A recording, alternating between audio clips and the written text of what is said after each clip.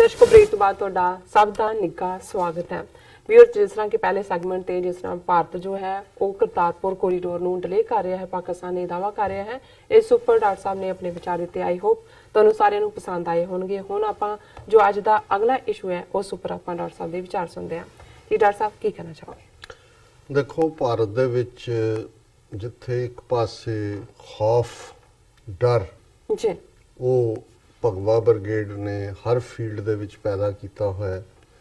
Media ਤਾਂ ਪਹਿਲਾਂ ਹੀ ਜਿਹੜਾ 2014 ਤੱਕ ਪਹੁੰਚਦੇ ਆਈ ਜਿਸ ਮੋਦੀ ਲਹਿਰ ਦਾ ਜ਼ਿਕਰ ਕੀਤਾ ਗਿਆ ਕਿ ਜੀ ਬੜੀ ਜ਼ਬਰਦਸਤ ਮੀਡੀਆ ਲਹਿਰ ਚੱਲ ਰਹੀ ਹੈ, ਉਹ ਅਸਲ 'ਚ ਇਹੀ ਇਹਨਾਂ ਦੇ ਅਡਾਨੀ, ਅੰਬਾਨੀ, ਮਨਸੁਖਾਨੀ ਔਰ ਹਮਦਾਨੀ ਇਹ ਜਿੰਨੇ ਕੁ ਬੈਠੇ ਨੇ ਜੀ ਇਹਨਾਂ ਦਾ ਹੀ ਜਿਹੜਾ ਉਹ ਜਲਵਾ ਸੀ ਕਿ ਕਿਵੇਂ ਉਹਨਾਂ ਨੇ ਮੀਡੀਆ 'ਚ ਮੋਦੀ ਮੋਦੀ ਮੋਦੀ ਮੋਦੀ ਇਹ ਜਿਹੜਾ ਉਸ ਦਾ ਨਾਰਾ ਲਾਇਆ, ਸਭ ਕਾ ਸਾਥ ਸਭ ਕਾ ਵਿਕਾਸ ਔਰ ਅਬ ਕੀ ਬਾਰ ਮੋਦੀ, ਇਸ ਕਿਸਮ ਦੇ ਨਾਰੇ ਔਰ ਦੂਜੇ ਤੀਜੇ।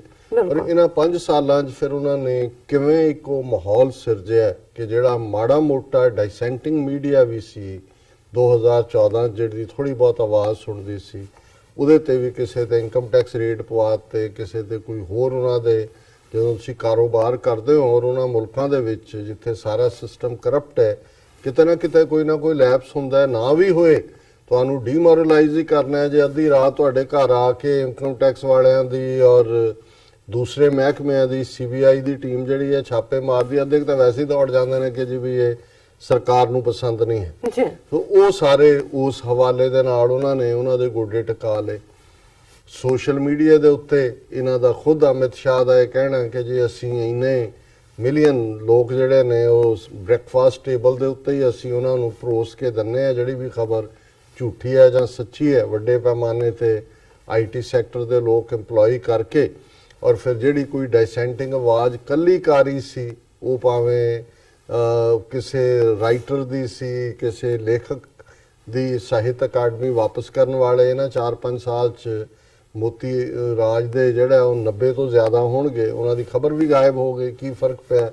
ਇਹਦੇ ਉਲਟ ਉਹਨਾਂ ਨੇ ਕਿਸ ਅੰਦਾਜ਼ ਦੇ ਵਿੱਚ ਲਿਆ ਕੇ ਉਹ ਆਪਣੇ ਜਿਹੜੇ ਚਮਚੇ ਸੀ, ਉਹ ਅਨੁਪਮ ਖੈਰ ਹੋਏ, ਇਹ ਕਿਰਨ ਖੈਰ ਹੋਏ, ਔਰ ਹੁਣ ਕੱਲ ਅਸੀਂ ਜ਼ਿਕਰ ਕੀਤਾ ਸੀ ਕਿ ਕਿਵੇਂ ਜਿਹੜੇ ਦਲਾਲ ਇਹਨਾਂ ਦੇ ਉੱਥੇ ਬੈਠੇ ਹੋਏ ਨੇ ਬਾਲੀਵੁੱਡ ਦੇ ਵਿੱਚ, ਉਹ ਇੱਕ ਤੋਂ ਬਾਅਦ ਇੱਕ ਕਿਵੇਂ ਫਿਲਮਾਂ, ਉਹ ਐਕਸੀਡੈਂਟਲ ਪ੍ਰਾਈਮ ਮਿਨਿਸਟਰ ਹੋਏ, ਕੇਸਰੀ ਹੋਏ, ਜਾਂ ਇਹਦੀ ਬਾਇਓਪਿਕਸ ਹੋਏ ਮੋਦੀ ਦੀ। ਔਰ ਹੁਣ ਅਸੀਂ ਦੇਖ ਰਹੇ ਹਾਂ ਵੀ ਕਿਵੇਂ ਇੱਕ ਤੋਂ ਬਾਅਦ ਇੱਕ ਐਕਟਰ ਔਰ ਅਕਸ਼ੇ ਕੁਮਾਰ ਦਾ ਡਰਾਮਾ ਜਿਹਦੇ ਤੇ ਅਜੇ ਵੀ ਫਨ ਸ਼ੋ ਅੱਜ ਹੋ ਰਹੇ ਨੇ ਸਾਰੇ ਪਾਸੇ, ਕਿ ਵੀ ਕਿਵੇਂ ਉਸ ਨੂੰ ਤੇ ਸਿਰਫ ਇੱਕ ਜਿਹੜਾ ਉਹ ਬਿਠਾ ਕੇ ਉਵੇਂ ਹੀ ਦਿਖਾਇਆ ਕਿ ਜੀ ਉਸ ਦਾ ਉਹਨਾਂ ਨੇ ਇਸਤੇਮਾਲ ਕਰਨਾ। ਮੋਦੀ ਆਪਣਾ ਹੀ ਝੂਠ ਪਰੋਸ ਰਿਹਾ, ਨਵੇਂ ਅੰਦਾਜ਼ ਦੇ ਵਿੱਚ ਹੀਰੋ ਵੀ ਬਣ ਰਿਹਾ ਹੈ, ਮਗਰਮੱਛ ਦਾ ਬੱਚਾ ਵੀ ਫੜ ਕੇ ਲਿਆਇਆ। ਸੋ ਉਹ ਪਾਰਟ ਤਾਂ ਚੱਲ ਹੀ ਰਿਹਾ, ਲੇਕਿਨ ਕੁਝ ਆਵਾਜ਼ਾਂ ਜਿਹੜੀਆਂ ਨੇ ਉਹ ਜਿਨ੍ਹਾਂ ਨੂੰ ਮੈਂ ਬਰੇਵ ਵੌਇਸਿਸ ਕਹਿੰਦਾ, ਬਹਾਦਰ ਆਵਾਜ਼ਾਂ, ਕੁਝ ਕਲਮਾਂ, ਬਹਾਦਰ ਕਲਮਾਂ, ਜਿਵੇਂ ਅਸੀਂ ਹਾਮਿਦ ਅੰਸਾਰੀ ਜਿਹੜੇ 10 ਸਾਲ ਵਾਈਸ ਪ੍ਰੈਜ਼ੀਡੈਂਟ ਰਹੇ 2010 ਤੋਂ 2017 ਤੱਕ, ਉਹਨਾਂ ਦਾ ਜ਼ਿਕਰ ਕੀਤਾ ਸੀ ਕਿ ਉਹਨਾਂ ਨੇ ਕਿਵੇਂ ਇਹਨਾਂ ਦੇ ਚੈਨਲ ਦੇ ਉੱਤੇ ਬੈਠ ਕੇ, ਤਿਰੰਗਾ ਚੈਨਲ ਦੇ ਉੱਤੇ ਇਹ ਕਿਹਾ, ਉਹਨਾਂ ਨੇ ਕਿਹਾ ਜੀ ਬਾਲਾਕੋਟ ਦਾ ਜੇ ਦਾਅਵਾ ਕਰਦੇ ਨੇ, ਕਿਉਂ ਨਹੀਂ ਹੱਕ ਬਣਦਾ ਲੋਕਾਂ ਦਾ ਪੁੱਛਣ ਨੂੰ, ਫੌਜ ਨੂੰ, ਗਵਰਨਮੈਂਟ ਨੂੰ, ਕਿ ਵੀ ਦੱਸੋ ਸਬੂਤ ਕੀ ਨੇ। ਉਹਨਾਂ ਕਿਹਾ ਜੀ ਜੇ ਮੈਂ ਦਾਅਵਾ ਕਰਾਂ ਕਿ ਮੈਂ ਸ਼ੇਰ ਮਾਰਿਆ ਹੈ, ਸ਼ਿਕਾਰ ਕਰਨ ਗਏ, ਤੇ ਮੈਨੂੰ ਦਿਖਾਣਾ ਪਏਗਾ ਸ਼ੇਰ ਕਿੱਥੇ, ਅਦਰਵਾਈਜ਼ ਤਾਂ ਤੁਹਾਡਾ ਨਹੀਂ ਹੈ। ਫਿਰ ਉਹਨਾਂ ਨੇ ਇੱਕ ਸਟੈਪ ਅੱਗੇ ਜਾ ਕੇ ਵੀ ਉਹਨਾਂ ਨੇ ਕਿਹਾ ਜੀ ਸਾਧਵੀ ਪ੍ਰਗਿਆ ਨੇ ਆਪਣੀ ਜਿਹੜੀ ਹੈ ਉਹ ਪਬਲਿਕ ਮੀਟਿੰਗ 'ਚ ਕਿਹਾ ਕਿ ਜੀ ਮੈਂ ਉੱਤੇ ਚੜ੍ਹ ਕੇ ਤੋੜੀ ਬਾਬਰੀ ਮਸਜਿਦ। ਉਹਨੇ ਕਿਹਾ ਬਾਕੀਆਂ ਦੇ ਖਿਲਾਫ ਕੇਸ ਹੈ, ਇਹਦੇ ਖਿਲਾਫ ਵੀ ਕੇਸ ਰਜਿਸਟਰ ਕਰੋ। ਸੋ ਮੈਂ ਸਮਝਦਾ ਹਾਂ ਕਿ ਇੱਕ ਮੁਸਲਮਾਨ ਹੋਣ ਦੇ ਨਾਤੇ ਇਸ ਲੈਵਲ ਦੀ ਗੱਲ, ਹਾਲਾਂਕਿ ਇਹ ਪ੍ਰੈਜ਼ੀਡੈਂਟ, ਵਾਈਸ ਪ੍ਰੈਜ਼ੀਡੈਂਟ, ਗਵਰਨਰ, ਇਹ ਪਹਿਲਾਂ ਟੈਕਸ ਪੇਅਰ ਮਨੀ ਦੇ ਸਿਰ ਤੇ ਐਸ਼ ਕਰਦੇ ਨੇ, ਵੱਡੇ ਵੱਡੇ ਅੰਗਰੇਜ਼ਾਂ ਦੇ ਬਣਾਏ ਮਹਿਲਾਂ ਵਰਗੇ ਘਰਾਂ 'ਚ ਰਹਿ ਕੇ, ਔਰ ਉਸ ਤੋਂ ਬਾਅਦ ਖਾਮੋਸ਼ ਹੋ ਜਾਂਦੇ ਨੇ। ਸੋ ਇਹਦੇ ਬਾਵਜੂਦ ਕਿ ਹਾਮਿਦ ਅੰਸਾਰੀ ਜਿਹੜੇ ਨੇ ਰਿਟਾਇਰ ਹੋਣ ਤੋਂ ਬਾਅਦ ਵੀ ਗੱਲ ਕਰ ਰਹੇ ਨੇ, ਇਹ ਬਹਾਦਰੀ ਦਾ ਕੰਮ ਹੈ। ਇਸੇ ਤਰ੍ਹਾਂ ਇੱਕ ਜਿਹੜੀ ਬਹਾਦਰ ਆਵਾਜ਼ ਅਮ੍ਰਿਤਿਆ ਸੈਨ, ਬੰਗਾਲੀ ਨੋਬਲ ਪ੍ਰਾਈਜ਼ ਜੇਤੂ, ਔਰ ਉਹਨਾਂ ਨੂੰ ਖਾਸ ਤੌਰ ਦੇ ਉੱਤੇ ਜਿਹੜਾ ਉਹ ਇਹਦੇ 'ਚ ਫਾਈਨੈਂਸ਼ੀਅਲ ਆਸਪੈਕਟ ਦੇ ਉੱਤੇ ਕਿਸੇ ਰਿਸਰਚ ਦੇ ਜਾਂ ਉਹਨਾਂ ਦੇ ਕਿਸੇ ਥੀਸਿਸ ਤੇ ਨੋਬਲ ਪ੍ਰਾਈਜ਼ ਮਿਲਿਆ, ਬਹੁਤ ਸੈਲੀਬ੍ਰੇਟਡ ਪਰਸਨੈਲਿਟੀ। ਨਾਈਸ। ਔਰ ਹਾਲਾਂਕਿ ਉਹਨਾਂ ਨੂੰ ਜਿਹੜਾ ਇੱਕ ਡ੍ਰੀਮ ਹਮੇਸ਼ਾ ਹੀ ਜਦੋਂ ਅਸ਼ੋਕਾ ਦੇ ਜ਼ਮਾਨੇ ਦੀ ਗੱਲ ਹੁੰਦੀ ਹੈ ਤੇ ਜ਼ਾਹਰ ਹੈ ਕਿ ਫਿਰ ਉਹ ਦੋ ਯੂਨੀਵਰਸਿਟੀਆਂ ਦਾ ਜ਼ਿਕਰ ਹੁੰਦਾ ਹੈ। ਬੁੱਧ ਧਰਮ ਦਾ ਜਦੋਂ ਪੂਰਾ ਬੋਲਬਾਲਾ ਸੀ, ਆਰੂਸ ਤੇ ਸੀ, ਤੇ ਦੋ ਵੱਡੀਆਂ ਯੂਨੀਵਰਸਿਟੀਆਂ ਬੁੱਧ ਪੀਰੀਅਡ ਦੇ ਵਿੱਚ ਐਸਟੈਬਲਿਸ਼ ਹੋਈਆਂ, ਇੱਕ ਤਕਸ਼ਲਾ ਤੇ ਦੂਸਰੀ ਨਾਲੰਦਾ। ਤਕਸ਼ਲਾ ਅੱਜ ਵੀ ਰਾਵਲਪਿੰਡੀ ਦੇ ਨੇੜੇ ਉਹ ਸਾਈਟ ਜਿਹੜਾ ਹਿਸਟੋਰੀਕਲ ਆਰਕੀਓਲੋਜੀਕਲ ਸਾਈਟ ਹੈ ਪਾਕਿਸਤਾਨ 'ਚ, ਔਰ ਦੂਸਰੀ ਨਾਲੰਦਾ ਬਿਹਾਰ ਦੇ ਵਿੱਚ ਜਿਹੜਾ ਗਿਆ ਔਰ ਪਟਨਾ ਔਰ ਇਸ ਸਾਰੇ ਏਰੀਆ ਦੇ ਵਿੱਚ ਸੀ, ਕਈ ਮੀਲਾਂ ਤੱਕ ਫੈਲੀ ਹੋਈ। ਸੋ ਇਹ ਇੱਕ ਡ੍ਰੀਮ ਪਿਛਲੀਆਂ ਹਕੂਮਤਾਂ ਦੇ ਵੇਲੇ, ਮਨਮੋਹਨ ਸਿੰਘ ਸਰਕਾਰ ਦੇ ਵੇਲੇ ਹੀ ਆਇਆ ਕਿ ਜੀ ਉਹਨੂੰ, ਕਿਉਂਕਿ ਨਤੀਸ਼ ਕੁਮਾਰ ਥੋੜਾ ਬਹੁਤ ਹਿਸਟਰੀ ਕੌਨਸ਼ੀਅਸ ਵੀ ਹੈ, ਪਰ ਇਹ ਵੀ ਸਮਝਦਾ ਸੀ ਕਿ ਜੀ ਬਿਹਾਰ ਨੂੰ ਜੇ ਤੁਸੀਂ ਈਵਨ ਰਿਲੀਜੀਅਸ ਟੂਰਿਜ਼ਮ ਦੇ ਲਈ ਡਿਵੈਲਪ ਕਰਨਾ ਹੈ ਤੇ ਜ਼ਾਹਰ ਹੈ ਬੁੱਧ ਦਾ ਨਾਮ ਵਿਕਦਾ ਹੈ। ਉਹ ਸਿੰਗਾਪੁਰ ਜਿਹੜਾ ਥਾਈਲੈਂਡ ਵੀ ਹੈ, ਵੀਅਤਨਾਮ ਵੀ ਹੈ, ਜਾਪਾਨ ਵੀ ਹੈ, ਕੁਛ ਹੱਦ ਤੱਕ ਚੀਨ ਵੀ ਹੈ ਕਿ ਬਾਹਰਲੇ ਸਕਾਲਰ ਵੀ ਆਣਗੇ ਔਰ ਉਹਨਾਂ ਦੀ ਦਿਲਚਸਪੀ ਵੀ ਹੋਏਗੀ। ਜਿੱਥੇ ਬੁੱਧ ਨੂੰ ਗਿਆਨ ਹੋਇਆ, ਬਹੁਤ ਗਿਆ, ਉਹ ਵੀ ਗਿਆ ਦੇ ਵਿੱਚ ਬਿਹਾਰ ਦੇ ਵਿੱਚ ਹੈ। ਸੋ ਨਾਲੰਦਾ ਯੂਨੀਵਰਸਿਟੀ ਦੇ ਲਈ ਸੈਂਟਰ ਗਵਰਨਮੈਂਟ ਵੱਲੋਂ ਕਾਫੀ ਵੱਡੇ ਪੈਮਾਨੇ ਤੇ ਫੰਡ ਰੱਖੇ ਗਏ ਔਰ ਉਹਨਾਂ ਦਾ ਇੰਡੀਪੈਂਡੈਂਟ ਆਪਣੇ ਬੋਰਡ ਬਾਰਡ ਵੀ ਬਣਾਏ ਗਏ। ਔਰ ਉਹਨਾਂ ਨੇ ਜਦੋਂ ਇਹ ਦੇਖਿਆ ਕਿ ਜੇ ਇੰਟਰਨੈਸ਼ਨਲ ਲੈਵਲ ਤੇ ਇਸ ਯੂਨੀਵਰਸਿਟੀ ਨੂੰ ਤੁਸੀਂ ਵੇਚਣਾ, ਇੱਕ ਜਿਹੜਾ ਤੁਹਾਡਾ ਸੈਲਿੰਗ ਚਿਪ ਹੋਏ, ਤੇ ਅਮ੍ਰਿਤਿਆ ਸੈਨ ਨੂੰ ਨਾਲੰਦਾ ਯੂਨੀਵਰਸਿਟੀ ਦਾ ਚਾਂਸਲਰ ਬਣਾਇਆ ਗਿਆ ਸੀ। ਹੁਣ ਕਿਉਂਕਿ ਇਹ ਮੈਂ ਦੇਖਦਾ ਕਿ ਵੀ ਜਿਹੜੇ ਕੁਝ ਆਜ਼ਾਦਾਨਾ ਸੋਚ ਵਾਲੇ ਹੁੰਦੇ ਨੇ ਉਹ ਪਰਵਾਹ ਨਹੀਂ ਕਰਦੇ ਹੈ ਕਿ ਕੌਣ ਕੀ ਕਹਿ ਰਿਹਾ। 2014 ਦੇ ਵਿੱਚ ਵੀ ਅਮ੍ਰਿਤਿਆ ਸੈਨ ਨੇ ਮੋਦੀ ਦੇ ਬਾਰੇ ਕਿਹਾ ਸੀ ਕਿ ਮੈਂ ਨਹੀਂ ਚਾਹੁੰਦਾ ਕਿ ਵੀ ਇਹ ਬੰਦਾ ਸਾਡਾ ਪ੍ਰਧਾਨ ਮੰਤਰੀ ਬਣੇ, ਕਿਉਂਕਿ ਇਹ ਜਿਹੜਾ ਇਹਨੇ ਸੈਕੂਲਰਿਜ਼ਮ ਦਾ ਔਰ ਇਹ 2002 ਚ ਜਿਹੜਾ ਹਜ਼ਾਰਾਂ ਮੁਸਲਮਾਨਾਂ ਦਾ ਕਤਲੇਆਮ ਗੁਜਰਾਤ ਚ ਹੋਇਆ ਉਹ ਧੱਬਾ ਹੈ ਔਰ ਜਦੋਂ ਤੱਕ ਉਹਦੀ ਸਾਰੀ ਕਲੈਰਿਟੀ ਨਹੀਂ ਹੁੰਦੀ ਇਹ ਹੱਕਦਾਰ ਨਹੀਂ। ਹੁਣ ਅਸੀਂ ਦੇਖਦੇ ਹਾਂ ਕਿ ਉਸ ਤੋਂ ਬਾਅਦ ਅਮ੍ਰਿਤਿਆ ਸੈਨ ਨੇ ਹੋਰ ਵੀ ਜਿੱਥੇ ਕਦੇ ਇੰਟਰਵਿਊ ਦਿੱਤਾ ਉਹਨੇ ਇਸ ਨੂੰ ਜਿਹੜਾ ਉਹ ਬਿਲਕੁਲ ਭੰਨਿਆ ਔਰ ਜਿਉਂ ਹੀ ਉਹਦੀ ਹਾਲਾਂਕਿ ਜੁਲਾਈ ਦੇ ਵਿੱਚ ਉਹਦੀ ਟਰਮ ਮੁੱਕੀ ਪਿਛਲੇ ਪੀਰੀਅਡ, ਲੇਕਿਨ ਉਹਨਾਂ ਦੇ ਸਾਰੇ ਜਿਹੜੇ ਬੋਰਡ ਮੈਂਬਰ ਸੀ ਉਹਨੂੰ ਕੰਟੀਨਿਊ ਕਰਨਾ ਚਾਹੁੰਦੇ ਸੀ। ਲੇਕਿਨ ਮੋਦੀ ਨੇ ਕਿਹਾ ਕਿ ਜੀ, ਕਿਉਂਕਿ ਸੈਂਟਰ ਗਵਰਨਮੈਂਟ ਨੇ ਕਿਹਾ ਜੀ ਸਾਡੀ ਮਰਜ਼ੀ ਨਹੀਂ ਹੈ, ਅਸੀਂ ਨਹੀਂ ਚਾਹੁੰਦੇ ਕਿ ਵੀ ਇਹ ਕੰਟੀਨਿਊ ਕਰੇ। ਔਰ ਕਿਸੇ ਮੇਰਾ ਖਿਆਲ ਹੈ ਸਿੰਗਾਪੁਰ ਕੇ ਕਿੱਥੋਂ ਦੇ ਰਹਿਣ ਵਾਲੇ ਇੱਕ ਨੂੰ ਇਹਨਾਂ ਨੇ vice foreign minister of Singapore George Yeo ਉਹਨੂੰ ਨੋਮੀਨੇਟ ਕੀਤਾ। ਹਾਲਾਂਕਿ ਉਹਨੂੰ ਉਹਨਾਂ ਦੇ ਬੋਰਡ ਮੈਂਬਰਾਂ ਨੇ ਕਿਹਾ ਵੀ ਯੂ ਕੈਨ ਕੰਟੀਨਿਊ, ਉਹਨੇ ਕਿਹਾ ਮੈਂ ਟਕਰਾ ਨਹੀਂ ਚਾਹੁੰਦਾ। ਪਰ ਜਿਹੜਾ ਅਮ੍ਰਿਤਿਆ ਸੈਨ ਨੇ ਹੁਣ ਇੱਕ ਵਾਰ ਫੇਰ ਜਿਹੜਾ ਆਪਣੇ ਇੱਕ ਪ੍ਰੋਮੀਨੈਂਟ ਟੀਵੀ ਇੰਟਰਵਿਊ ਦੇ ਵਿੱਚ ਕਿਹਾ ਕਿ as an Indian citizen I don't want Modi as my prime minister, ਕਿ ਵੀ ਮੈਂ ਨਹੀਂ ਚਾਹੁੰਦਾ। ਫਿਰ ਉਹਨੇ ਉਹਦੇ ਬੜੇ ਵੈਲਿਡ ਰੀਜ਼ਨ ਦਿੱਤੇ ਨੇ ਜਿਹੜੇ ਉਹਨੇ 2015 ਦੇ ਵਿੱਚ ਵੀ ਇੱਕ ਇੰਟਰਵਿਊ ਜਿਹੜਾ ਫਰੰਟ ਪੋਸਟ ਨੇ ਛਾਪਿਆ ਸੀ ਉਹਦੇ ਹੀ ਦਿੱਤੇ ਸੀ।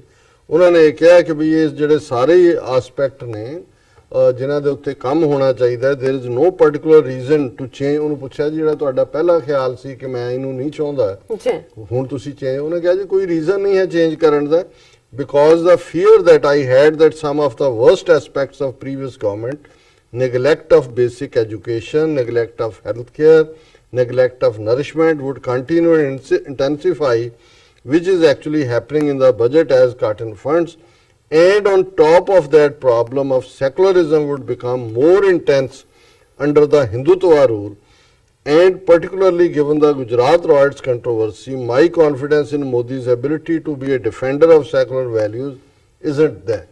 ਕਿ ਵੀ ਆ ਸਾਰੇ ਸੈਕਟਰਸ ਦੇ ਵਿੱਚ ਕੋਈ ਕੰਮ ਨਹੀਂ ਹੋਇਆ ਔਰ ਇਹਦਾ ਜਿਹੜਾ ਇਮੇਜ ਗੁਜਰਾਤ ਤੋਂ ਚੱਲ ਰਿਹਾ ਹੈ ਇਹਨੇ ਜੇ ਹਿੰਦੂਤਵਾ ਦੇ ਰੂਲ ਦੇ ਥੱਲੇ ਤਾਂ ਸੈਕੂਲਰਿਜ਼ਮ ਦੀ ਬਿਲਕੁਲ ਹੀ ਡੈਥ ਹੈ। ਫਿਰ ਉਹਨੇ ਕਿਹਾ ਕਿ ਵੀ ਇਹ ਕਿਵੇਂ ਇਹਦੇ ਤੇ ਇਤਬਾਰ ਕੀਤਾ ਜਾਏ ਜਦੋਂ ਕਿ ਘਰ ਵਾਪਸੀ ਵਰਗੇ ਪ੍ਰੋਗਰਾਮ ਚੱਲ ਰਹੇ ਨੇ ਔਰ ਚਰਚਿਸ ਦੇ ਉੱਤੇ ਅਟੈਕ ਹੋ ਰਹੇ ਨੇ ਔਰ preferences being given to the Hindu point of view ਔਰ ਇਸ ਦੇ ਨਾਲ ਨਾਲ ਜਿਹੜੀਆਂ ਨਿਰਪੱਖ ਸੰਸਥਾਵਾਂ ਸੀ ਹਕੂਮਤਾਂ ਦੇ ਵੇਲੇ ਉਹਨਾਂ ਦੇ ਵਿੱਚ ਪੂਰੀ ਦਖਲਅੰਦਾਜ਼ੀ ਹੈ ਔਰ ਉਹਦੇ 'ਚ ਉਹਨਾਂ ਨੇ there is a totality of a picture of academic interference, ਕਿਵੇਂ ਕਿਸ ਹੱਦ ਤੱਕ ਜਾ ਕੇ ਇਹਨਾਂ ਦੀ ਇੰਟਰਫੇਰੈਂਸ ਹੈ। ਫਿਰ ਉਹਨਾਂ ਨੇ ਉਦਾਹਰਣ ਦਿੱਤੀ ਵੀ ਕਿਹਨਾਂ ਦੇ ਵਿੱਚ ਇੰਟਰਫੇਰੈਂਸ ਹੈ, like Indian council of cultural relations, Indian council of historical research, national book trust, Tata institute of fundamental research ਔਰ ਬਹੁਤ ਸਾਰੀਆਂ ਇੰਸਟੀਚਿਊਟ ਆਫ ਮੈਨੇਜਮੈਂਟ IIM, ਇਹਨਾਂ ਸਾਰਿਆਂ ਦੇ ਵਿੱਚ ਉਹਨਾਂ ਨੇ ਕਿਹਾ ਵੀ ਇਹ ਜਿਹੜਾ ਹੈ, ਸਾਰੇ ਨੂੰ ਹੈ, ਮੇਰਾ ਬਿਲਕੁਲ ਇਹ ਇਤਬਾਰ ਨਹੀਂ ਹੈ ਕਿ ਵੀ ਇਹ ਕੋਈ ਜਿਹੜਾ ਹੈ ਕੋਈ ਤਬਦੀਲੀ ਹੋ ਸਕਦੀ ਹੈ। ਜੀ। ਔਰ ਇਸ ਸੰਬੰਧੀ ਉਹਨਾਂ ਦੀ ਇੱਕ ਕਿਤਾਬ ਵੀ ਦਾ ਕੰਟਰੀ ਆਫ ਫਸਟ ਬॉयਜ਼, ਇੱਕ ਕਲੈਕਸ਼ਨ ਆਫ ਐਸੇਜ਼ ਜਿਹੜੀ ਕਿ ਜਿਹਦਾ review New York review of books ਨੇ ਕੀਤਾ, ਉਹਨਾਂ ਨੇ ਛਾਪੀ ਹੈ। ਸੋ ਮੈਂ ਸਮਝਦਾ ਹਾਂ ਵੀ ਇਹ ਵੀ ਇੱਕ ਸਾਡਾ ਵੀ ਫਰਜ਼ ਬਣਦਾ ਹੈ ਜੀ ਕਿ ਜਦੋਂ ਕੋਈ ਇਸ ਕਿਸਮ ਦਾ ਜਿੱਥੇ ਮਾਹੌਲ ਬਿਲਕੁਲ ਇੱਕ ਖੌਫਜ਼ਦਾ ਕਰਨ ਵਾਲਾ ਹੈ ਔਰ ਕਿਸ ਨਾਲ ਕੀ ਵਾਪਰਨਾ ਹੈ, ਅਸੀਂ ਦੇਖਦੇ ਹਾਂ ਪਿਛਲੇ ਪੀਰੀਅਡ 'ਚ ਉਹਦੇ ਨਾਲ ਗੌਰੀ ਲੰਕੇਸ਼ ਦੇ ਨਾਲ ਕੀ ਹੋਇਆ, ਜਿਹੜੀ ਲੰਗਾਇਤ ਸੀ ਔਰ ਬੜੀ ਆਊਟਸਟੈਂਡਿੰਗ ਜਰਨਲਿਸਟ ਔਰ ਸਕਾਲਰ ਸੀ, ਕਿਵੇਂ ਉਹਦਾ ਮਰਡਰ ਹੋਇਆ। ਜੀ ਫਿਰ ਪ੍ਰੋਫੈਸਰ ਕੁਲਬੁਰਜੀ, ਉਸ ਦਾ ਮਰਡਰ ਹੋਇਆ। ਕਿੰਨੇ ਜਿਹੜੇ ਨੇ ਉਹ ਅਨਨੋਨ ਕਿਸਮ ਦੇ ਜਿਹੜੇ ਵਿਚਾਰੇ ਥਰੜੇ ਲੈਵਲ ਦੇ ਪੱਤਰਕਾਰ ਸੀ, ਉਹ ਐਲੀਮੀਨੇਟ ਕਰ ਦਿੱਤੇ। ਔਰ ਇਸ ਸਾਰੇ 'ਚ ਜੇ ਇਸ ਲੈਵਲ ਦਾ ਬੰਦਾ ਹੈ ਜਿਹਨੂੰ ਆਲਰੇਡੀ ਨੋਬਲ ਪ੍ਰਾਈਜ਼ ਮਿਲਿਆ, ਉਹਨੂੰ ਲੋੜ ਨਹੀਂ ਹੈ, ਪਰ ਮੈਂ ਸਮਝਦਾ ਕਿ ਇਹ ਇਮਾਨਦਾਰ ਲੋਕ ਹੁੰਦੇ ਨੇ, ਇਹੀ ਨੇ ਉਹ ਬਹਾਦਰ ਕਲਮਾਂ ਵੀ ਔਰ ਉਹੀ ਯੋਧੇ ਵੀ ਜਿਹੜੇ ਕਿ ਸੱਚ ਨੂੰ ਸੱਚ ਕਹਿਣ ਦੀ ਹਿੰਮਤ ਰੱਖਦੇ ਨੇ, ਔਰ ਇਹੀ ਨੇ ਜਿਹੜੇ ਹੋਪ ਨੇ ਉਸ ਖਿੱਤੇ ਦੇ ਵਿੱਚ ਇਨਸਾਨੀਅਤ ਦੀ ਔਰ ਉਸ ਖਿੱਤੇ ਦੇ ਵਿੱਚ ਅਕਲੀਤਾਂ ਦੇ ਫਿਊਚਰ ਦੀ। ਹੋਏਗਾ ਕਿ ਇਹ ਤਾਂ ਜ਼ਾਹਰ ਹੈ, ਨਜ਼ਰ ਆ ਰਿਹਾ ਕਿ ਹਿੰਦੂਤਵਾਦੀ ਹਨੇਰੀ ਸਭ ਨੂੰ ਉਡਾ ਕੇ ਲਿਜਾ ਰਹੀ ਹੈ ਔਰ ਉਸ ਚੋਂ ਬਰਬਾਦੀ ਨਿਕਲਦੀ ਹੁੰਦੀ ਹੈ, ਜੋ ਹਾਲ ਨਾਜ਼ੀ ਜਰਮਨੀ ਨੇ ਕੀਤਾ ਆਪਣੇ ਲੋਕਾਂ ਦਾ ਹੀ ਨਹੀਂ, ਇਕੱਲੇ ਯੂਰਪ ਦਾ ਹੀ ਨਹੀਂ, ਸਾਰੀ ਦੁਨੀਆ 'ਚ ਕਿਵੇਂ ਸੈਕੰਡ ਵਰਲਡ ਵਾਰ ਨੇ ਫਿਰ ਕਰੋੜਾਂ ਜਾਨਾਂ ਲਈਆਂ ਔਰ ਕਿੰਨੇ ਘਰ ਬਰਬਾਦ ਹੋਏ ਔਰ ਕਿਵੇਂ ਇੱਕ ਸੁਸਾਇਟੀ 'ਚ ਉਸ ਦਾ ਇੰਪੈਕਟ ਅਗਲੇ 40-50 ਸਾਲ ਤੱਕ ਜਿਹੜਾ ਉਹ ਸੈਕੰਡ ਵਰਲਡ ਵਾਰ ਤੋਂ ਬਾਅਦ ਅਸੀਂ ਦੇਖਦੇ ਹਾਂ ਅੱਜ ਤੱਕ ਵੀ। ਔਰ ਜੇ ਇਹਨੂੰ ਦੇਖੀਏ ਹੀਰੋਸ਼ੀਮਾ ਨਾਗਾਸਾਕੀ, ਜਿੱਥੇ ਅਮਰੀਕਾ ਨੇ ਐਟਮ ਬੰਬ ਸੁੱਟੇ, ਅੱਜ ਵੀ ਉਹਨਾਂ ਦੀਆਂ ਚੌਥੀ ਪੰਜਵੀਂ ਨਸਲ ਵੀ ਜਿਹੜੀ ਹੈ ਉਹਨਾਂ ਦੇ ਵਿੱਚ ਜਿਹੜੇ ਕੋਈ ਸਰਵਾਈਵ ਕਰ ਗਏ, ਉਹਨਾਂ 'ਚੋਂ ਜੈਨੇਟਿਕ ਡਿਫੈਕਟ ਨੇ। ਸੋ ਅਸੀਂ ਅਮ੍ਰਿਤਿਆ ਸੈਨ ਹੋਏ ਔਰ ਉੱਥੇ ਬਹਾਦਰ ਜਰਨਲਿਸਟ ਜਿਹੜੇ ਨੇ, ਲਖਾਰੀ ਨੇ ਔਰ ਈਵਨ ਸੋਸ਼ਲ ਐਕਟਿਵਿਸਟ ਨੇ ਜਿਹੜੇ ਉਸ ਹਿੰਦੂਤਵਾ ਦੇ ਝੱਖੜ ਦੇ ਸਾਹਮਣੇ ਛਾਤੀ ਤਾਣ ਕੇ ਖਲੋਤੇ ਨੇ, ਉਹਨਾਂ ਸਾਰਿਆਂ ਨੂੰ ਅਸੀਂ ਸਲਾਮ ਪੇਸ਼ ਕਰਦੇ ਹਾਂ। ਜੀ ਰਾਜ ਸਾਹਿਬ, ਤੁਹਾਡਾ ਬਹੁਤ ਬਹੁਤ ਸ਼ੁਕਰੀਆ। ਤੁਸੀਂ ਅਮ੍ਰਿਤਿਆ ਸੈਨ ਜੀ ਦਾ ਜੋ ਆਰਟੀਕਲ ਸੀ ਉਸ ਨੂੰ ਸਾਡੇ ਦਰਸ਼ਕਾਂ ਨਾਲ ਸਾਂਝਾ ਕੀਤਾ। ਆਈ ਹੋਪ ਸਾਡੇ ਦਰਸ਼ਕਾਂ ਨੂੰ ਪਸੰਦ ਆਇਆ ਹੋਵੇਗਾ। ਇੱਥੇ ਲੈਣੇ ਅਪਡੇਟ ਪੇਜ ਤੋਂ ਪਹਿਲਾਂ ਅਸੀਂ ਆਪਣੇ ਦਰਸ਼ਕਾਂ ਤੇ ਸਰੋਤਿਆਂ ਨੂੰ ਅਪੀਲ ਤੇ ਬੇਨਤੀ ਕਰਦੇ ਹਾਂ ਵੀਅਰਸ, ਜਿਸ ਤਰ੍ਹਾਂ ਕਿ ਤੁਸੀਂ ਜਾਣਦੇ ਹੋ ਕਿ TV84 ਮਨੁੱਖੀ ਹੱਕਾਂ ਦਾ ਪਹਿਰੇਦਾਰ ਹੈ। TV84 ਸਿੱਖਾਂ, ਕਸ਼ਮੀਰੀਆਂ ਤੇ ਭਾਰਤੀਆਂ ਨੌਰਥ ਈਸਟ ਸਟੇਟਾਂ ਦੇ ਲੋਕਾਂ ਦੇ ਸਵੈਨੇ ਦੇ ਹੱਕਾਂ ਦਾ ਹਾਮੀ ਹੈ। ਅਸੀਂ ਚਾਹਾਂਗੇ ਕਿ ਤੁਸੀਂ TV84 ਦੀ ਚੜ੍ਹਦੀ ਕਲਾ ਲਈ ਵੱਧ ਤੋਂ ਵੱਧ ਡੋਨੇਟ ਕਰੋ। ਡੋਨੇਟ ਕਰਨ ਲਈ ਸਾਡੀ ਵੈਬਸਾਈਟ tv84.tv ਤੇ ਜਾ ਕੇ ਪੇਪਲ ਦੀ ਵਰਤੋਂ ਕਰਕੇ ਵਨ ਟਾਈਮ ਡੋਨੇਟ ਕਰ ਸਕਦੇ ਹੋ, ਮੰਥਲੀ ਡੋਨੇਟ ਵੀ ਕਰ ਸਕਦੇ ਹੋ। ਤੁਸੀਂ TV84 ਦੇ ਨਾਮ ਤੇ ਚੈੱਕ ਬਣਾ ਕੇ ਸਾਨੂੰ ਮੇਲ ਵੀ ਕਰ ਸਕਦੇ ਹੋ ਸਾਡੇ ਇਸ ਪਤੇ ਤੇ 36-01 37th Avenue, Long Island City, New York 11101 USA, ਜਾਂ ਫਿਰ ਤੁਸੀਂ ਸਾਨੂੰ ਫੋਨ ਰਾਹੀਂ ਵੀ ਸੰਪਰਕ ਕਰ ਸਕਦੇ ਸਾਡੇ ਫੋਨ ਨੰਬਰ ਤੇ 5164060694। Thank you so much viewers. ਤੁਸੀਂ ਨਾਲ ਇਸ ਤਰ੍ਹਾਂ ਬਣੇ ਰਹਿਣਾ। ਮਿਲਦੇ ਆ ਛੋਟੇ ਜਿਹੇ ਵਕਫੇ ਤੋਂ ਬਾਅਦ।